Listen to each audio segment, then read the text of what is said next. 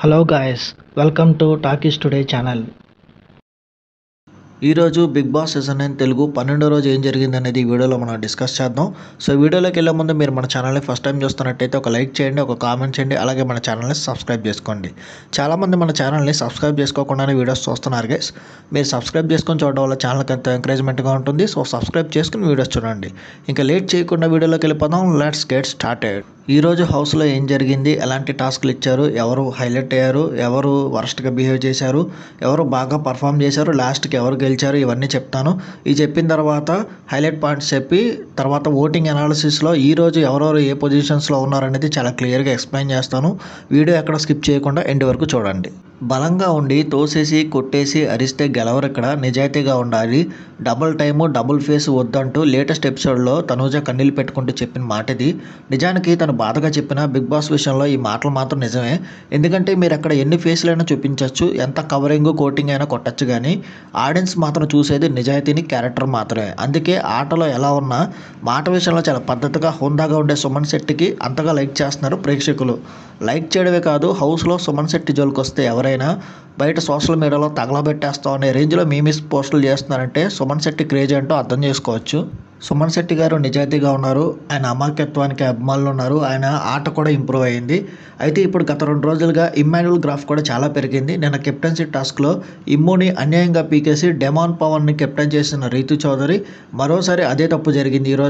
ఈరోజు కూడా ఇమ్మాన్యుల్కి అన్యాయం జరిగిందన్న ఫీలింగే వచ్చింది.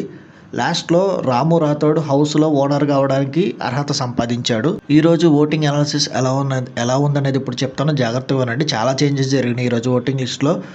జరిగిన టాస్క్లకి వాళ్ళ బిహేవియర్లకి కంప్లీట్గా చేంజ్ అయింది. ప్రేక్షకులు కొంతమందిని ఎలిమినేట్ చేయాలని గట్టిగా ఫిక్స్ అయ్యారు. దాని ద్వారా ఓటింగ్ అనేది మొత్తం తారుమారైపోయింది. సో యాజ్ యూజువల్ ఫస్ట్ ప్లేస్లో సుమన్ శెట్టి గారు ఉన్నారు. ఆయనకి కాన్స్టెంట్ ఓటింగ్ పడుతుంది. ఆయన టాప్ ప్లేస్లో, మిగతా వాళ్ళకి చాలా డిస్టెన్స్లో మెయింటైన్ చేస్తున్నారు. హ్యూజ్ ఓటింగ్ అనేది సుమన్ శెట్టి గారికి పడుతుంది. సెకండ్ ప్లేస్లో భరణి గారు ఉన్నారు. ఆయన ప్లేస్ని ఆయన కాపాడుకుంటున్నారు.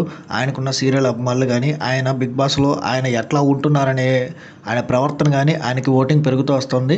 థర్డ్ ప్లేస్లో డెమాన్ పవన్ ఉన్నాడు. యాజ్ యూజువల్ తను గ్రాఫ్ అనేది పెరిగింది లాస్ట్ వీక్ నుంచి ఈ వీక్కి. తను థర్డ్ ప్లేస్లో కంటిన్యూ అవుతున్నాడు. సో ఇక్కడి నుంచి ఈ ఓటింగ్ ఈ టాప్ 3 అనేది యాస్టీజ్ ఉంది. మిగతా 4 డేంజర్ జోన్లో ఉన్నారు. ఎందుకంటే ఓటింగ్ మొత్తం తారుమారైపోయింది. వాళ్ళు ఏ ప్లేస్లో ఉన్నారనేది ఇప్పుడు చెప్తాను.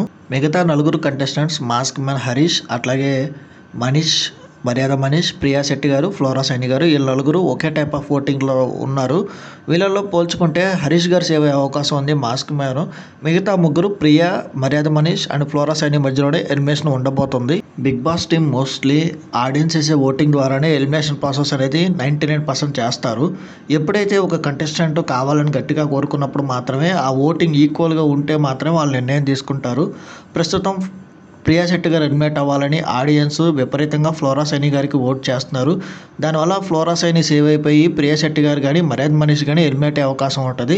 కానీ ఈక్వల్ ఓటింగ్ పడుతున్నప్పుడు మోస్ట్లీ వాళ్ళు తీసుకునే డెసిషన్ ఫ్లోరా శెట్టి గారిని పంపించే అవకాశం అయితే ఉంది. 99.99% ఫ్లోరా గారే ఎలిమినేట్ అవుతారు. ఏమన్నా అద్భుతం జరిగితే ప్రియా గారు కానీ మర్యాద మనీష్ కానీ వాళ్ళిద్దరిలో ఒకరు ఎలిమినేట్ అయ్యే ఛాన్స్ ఉంది. సో మీరు ఎవరికి ఓటేస్తున్నారు, మీరు ఎవరు ఎలిమినేట్ అవ్వాలనుకుంటున్నారు అనేది కింద కామెంట్ సెక్షన్లో మెన్షన్ చేయండి.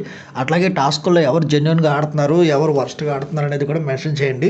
సో ఇది ఓటింగ్ అనాలిసిస్. రేపు సాటర్డే ఎపిసోడ్ తర్వాత ఎవరు ఎలిమినేట్ అయ్యారు అనేది ఒక క్విక్ వీడియో చేసి మీకు అప్డేట్ చేస్తాను యూట్యూబ్లో. సో మళ్ళీ రేపటి రివ్యూతో మేము ముందుకు వస్తాను. ఇంకా ఎవరైనా మన ఛానల్ సబ్స్క్రైబ్ చేసుకోకపోతే కొత్తగా చూస్తున్న వాళ్ళు సబ్స్క్రైబ్ చేసుకోండి. వీలైతే పక్కన బెల్ బటన్ కూడా ఆన్ చేసి పెట్టుకోండి. ఇది వాళ్ళ వీడియో గైస్. మళ్ళీ ఇంకొక మంచి వీడియోతో మీ ముందుకు వస్తాను. Thanks for watching. జై హింద్.